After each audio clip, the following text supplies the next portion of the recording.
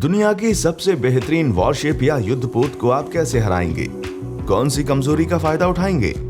दुनिया की बेहतरीन वॉरशिप्स में जबरदस्त डिफेंस सिस्टम होता है, मसलन एयरक्राफ्ट कैरियर्स या विमान वाहक पोत, जिनकी रक्षा के लिए साथ में कई छोटी शिप्स के साथ साथ काफी दूर स्थित खतरों से निपटने के लिए फाइटर प्लेन्स भी होते हैं। तो आखिर इन्हें कैसे हराया जाए? दुनिया का सबसे बेहतरीन युद्धपोत माने जाने वाली ब्रिटिश रॉयल नेवी के खतरनाक 45 डिस्ट्रॉयर या विध्वंसक के बारे में क्या ख्याल है? इसमें एक ऐसी कमी है जिसकी वजह से इसे बड़ी ही आसानी से हराया जा सकता है। अंत तक आप हमारे साथ बने रहिए, क्योंकि जवाब आपको चौंका सकता है। सबसे पहले आपको दुनिया के सबसे बेहतरीन एयरक्राफ्ट कैरियर के जबरदस्त डिफेंस सिस्टम के बारे में बताते हैं। यूएसए के जेराल्ड आर फोर्ड श्रेणी के कैरियर्स दुनिया में सबसे बेहतरीन माने जाते हैं, जिन्हें निमित्ज श्रेणी के पुराने कैरियर्स को रिप्लेस करने के लिए सेवा में लाया गया था। हालांकि अभी सिर्फ एक ही फोर्ड सेवा में है, पर यह पुराने मॉडल्स के मुकाबले काफी बेहतर है। इसमें एक बेहतर फ्लाइट डेक के साथ साथ जबरदस्त रडार, लंबी और मध्यम रेंज की मिसाइलें, एक सेकंड में 50 फायर करने वाली वल्कन तोपें और निमित्ज के स्टीम कैटापुल्ट के मुकाबले बेहतर इलेक्ट्रोमैग्नेटिक एयरक्राफ्ट रिकवरी सिस्टम भी है। फोर्ड 90 विमानों को ढोने में सक्षम है। ये संख्या निमित्ज जितनी ही है, पर फोर्ड के नए फ्लाइट डेक की वजह से विमानों के टेक ऑफ और लैंडिंग में काफी कम समय लगता है। फोर्ड में 2 न्यूक्लियर रिएक्टर्स भी हैं, जो इतनी ज्यादा ऊर्जा पैदा करते हैं कि ये पोत 20 साल तक लगातार समुद्र में रह सकता है। ये ऊर्जा भविष्य में बेहतरीन वेपन्स को चलाने में भी मदद करेगी। फोर्ड में बढ़िया ऑटोमेशन है, जिसकी वजह से इसके क्रू या चालक दल में निमित्ज के मुकाबले 1000 सदस्य कम हैं। इसे इस तरह डिजाइन किया गया है कि यह विशालकाय होने के बावजूद रडार में छोटा दिखाई देगा। वैसे इन खूबियों की कीमत भी काफी महंगी है। फोर्ड की कीमत करीब 1044 करोड़ डॉलर है, जो निमित्ज की कीमत से 600 करोड़ डॉलर ज्यादा है। इस तरह की चीज से आप आखिर कैसे लड़ेंगे? एयरक्राफ्ट कैरियर्स भले ही हथियारों से लैस हों, पर ये चलते फिरते एयरबेस से ज्यादा कुछ भी नहीं। असली लड़ाई तो इन कैरियर्स के एस्कॉर्ट्स या साथ में चलने वाले छोटे युद्धपोत करते हैं। ये एस्कॉर्ट शिप्स दूसरी शिप्स, प्लेन्स या मिसाइलों को मार गिराने में सक्षम होती हैं।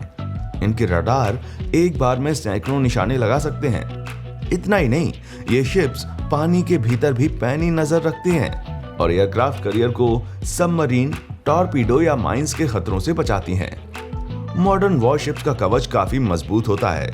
किसी फुल क्रू और एस्कॉर्ट वाले एयरक्राफ्ट कैरियर का डिफेंस सिस्टम इतना जबरदस्त होता है कि इन्हें हराना लगभग नामुमकिन है।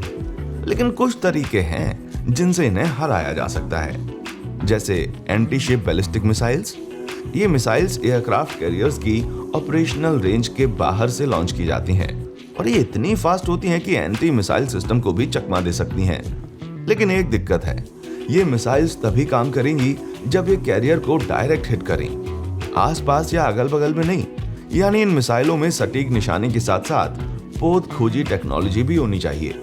पर यूएस कैरियर्स इस टेक्नोलॉजी को जाम कर सकने में सक्षम होते हैं। सरल भाषा में कहें तो एंटी शिप मिसाइल्स इन कैरियर्स को डुबा तो सकती हैं, लेकिन इन्हें हिट कर पाना काफी मुश्किल है।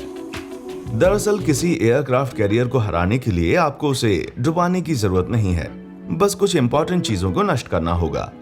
करीब $500 कीमत वाले सैकड़ों या हजारों मामूली क्वाड्राकॉप्टर ड्रोन्स के साथ विस्फोटकों का इस्तेमाल करके कैरियर्स के कमांड आइलैंड, खुले हुए हथियार या पार्क किए हुए विमान जैसे जरूरी हिस्सों को नुकसान पहुंचाया जा सकता है।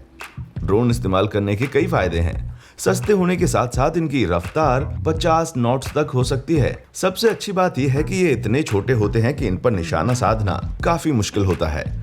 कैरियर की तोपें बेशक बहुत सारे ड्रोन्स को मार गिराएंगी, लेकिन सैकड़ों में से कुछ तो अपना काम कर ही जाएंगे। कैरियर पर मौजूद प्लेन्स भी ज्यादा कुछ नहीं कर पाएंगे, क्योंकि ये ड्रोन्स जैसे हजारों छोटे टारगेट से उलझने के लिए डिजाइन नहीं किए जाते।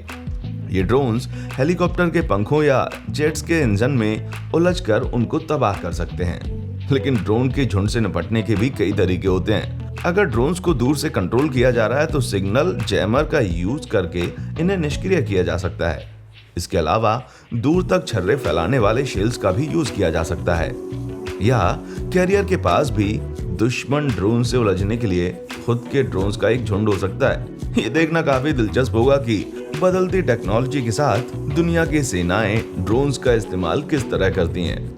किसी सुपर कैरियर को डुबोने का सबसे अच्छा तरीका शायद स्टेल्थ सबमरीन्स या पनडुब्बियां हैं। इन सबमरीन्स में कम आवाज वाले डीजल इलेक्ट्रिक इंजन होते हैं और इनकी बॉडी सोनार और रडार को भी चकमा दे सकती है।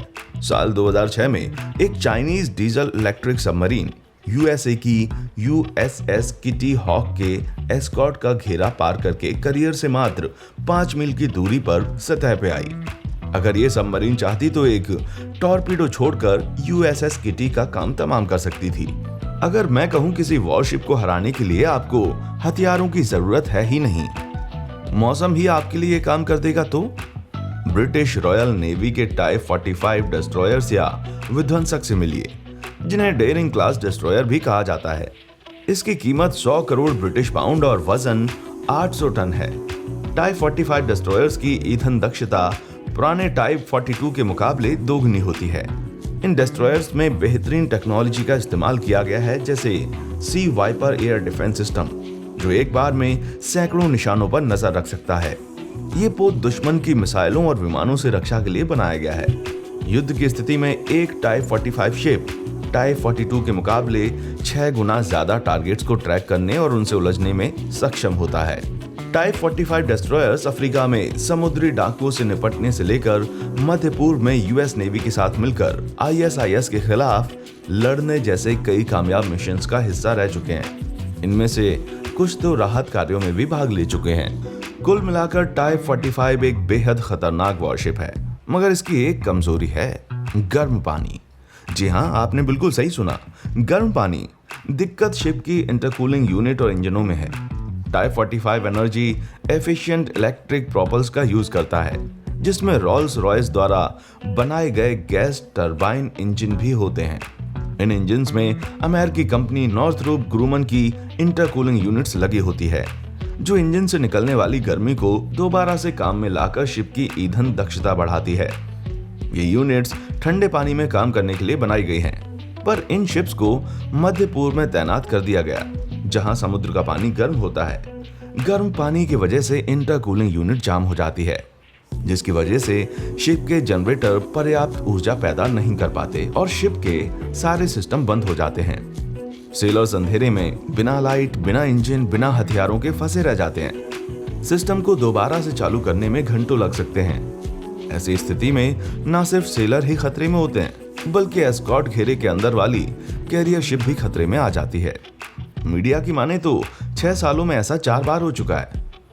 साल 2017 में एक टाइप 45 शिप्स HMS डायमंड भूमध्य सागर की तैनाती से लौटते वक्त अटलांटिक सागर में इसी वजह से खराब हो गई और इसे रिपेयर के लिए खींचकर कनाडा ले जाना पड़ा। किस्मत से ब्रिटिश सरकार ने एक रास्ता खोज निकाला। उन्होंने टाइप 45 के 2 जनरेटर निकालकर उनकी जगह 3 बड़े बड़े जनरेटर्स लगा दिए। बड़े जनरेटर से मिलने वाली एक्स्ट्रा एनर्जी सिस्टम को फेल होने से रोकेगी। शिप गैस टरबाइन इंजन का यूज भी कम करेगी, जिसकी वजह से इंटरकूलिंग यूनिट ज्यादा गर्म नहीं होगी। वैसे ये कोई परफेक्ट हल नहीं है, क्योंकि नया हार्डवेयर लगाने के लिए शिप के हल में बड़े बड़े छेद ड्रिल करने होंगे। इसमें करोड़ों पाउंड का खर्चा आएगा और विशेषज्ञों का मानना है कि इन पैसों का किसी दूसरी जगह बेहतर यूज किया जा सकता है। एग्जाम्पल के तौर पर रॉयल नेवी के काफी पुराने हो चुके प्लेन्स को बदलने के लिए। वैसे इतनी बड़ी गलती आखिर कैसे हुई? रोल्स रॉयस और ब्रिटिश रक्षा मंत्रालय एक दूसरे की गलती बताते हैं। रोल्स रॉयस का कहना है कि उन्होंने ठीक मंत्रालय से प्राप्त डिजाइन के मुताबिक ही इंजन बनाए हैं। कंपनी का यह भी कहना है कि ये डिजाइन मध्य पूर्व के गर्म पानी में काम करने के लिए ठीक नहीं है, पर इसमें उनकी कोई गलती नहीं है। दूसरे कॉन्ट्रैक्टर्स का कहना है कि इन शिप्स के बनाए जाने के वक्त इन्हें लंबे समय तक गर्म पानी में तैनात करने का कोई प्लान नहीं था।